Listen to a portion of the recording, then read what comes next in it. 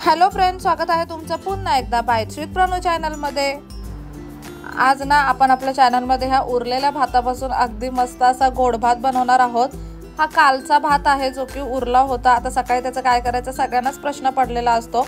अशा वेळी तुम्ही हा वाला पदार्थ नक्कीच घरी बनवू शकता। त्यासाठी सगळ्यात पहिल्यांदा पातेल्यामध्ये आपण 2 चमचे इतकं तूप घेतलेलं आहे। त्यामध्ये 3-4 बदामाचे आपण काप करून टाकलेले आहेत, थोडेसे मनुके टाकलेत आणि तुपावरती आता हे बदाम आणि मनुके आपल्याला छान असे परतून घ्यायचे आहेत।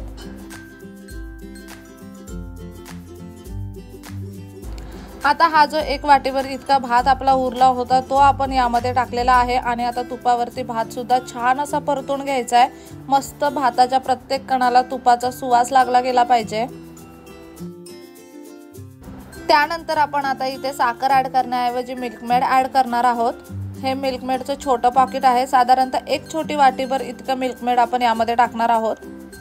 तुमच्या आवडीप्रमाणे ना तुम्ही हे कमी जास्त सुद्धा करू शकता। ज्यांना मिल्कमेड खूप जास्त आवडतं किंवा ज्यांना दूध भातासारखा भात खायचा आहे ना त्या लोकांनी जरा जास्त प्रमाणामध्ये मिल्कमेड टाका। तुम्हाला थोडंसं शुगर वगैरे कमी हवी असेल तर कमी प्रमाणामध्ये मिल्कमेड टाका। आता हे सगळं आपण व्यवस्थित मिक्स करून घेऊयात। हा भात आपल्याला सतत हलवत राहायचा आहे, नाहीतर तो खाली भांड्याला लागू शकतो, कारण आपण त्याच्यामध्ये मिल्कमेड टाकले। आता मस्त असं अर्धा मिनिटासाठी एक वाफ येऊन दिली की हा आपला गरमागरम असा गोड भात तयार आहे। यामध्ये आपण जास्तीचं काहीही टाकलेलं नाहीये, वरून फक्त गार्निशिंगसाठी गुलाबाच्या पाकळ्या टाकलेल्या आहेत आणि तुम्ही तुमच्या मुलांना हा भात नक्कीच देऊ शकता।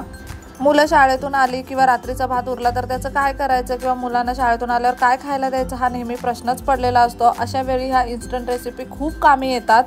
अतिशय सोपी अशी ही रेसिपी नक्की घरी ट्राय करा। व्हिडिओ कसा वाटला कमेंट बॉक्समध्ये नक्की सांगा।